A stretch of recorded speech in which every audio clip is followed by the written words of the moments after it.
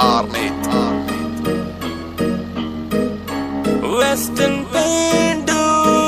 आओ बिल्लो बदमाशी दा तां शौक कोई ना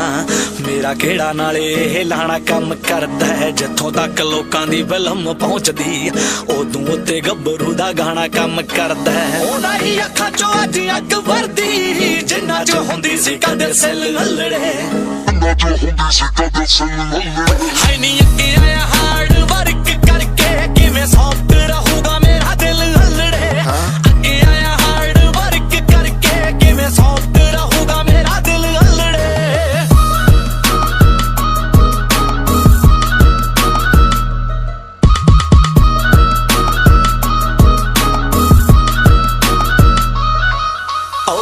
ਪੋਣਾ ਪੈਂਦਾ ਦੱਸੋ ਕਿਹੜੇ ਮੁੱਲ ਨੂੰ ਰਹਿੰਦੀ ਐ ਵਕੀਲਾਂ ਤੋਂ ਮਸ਼ੂਕ ਪੁੱਛਦੀ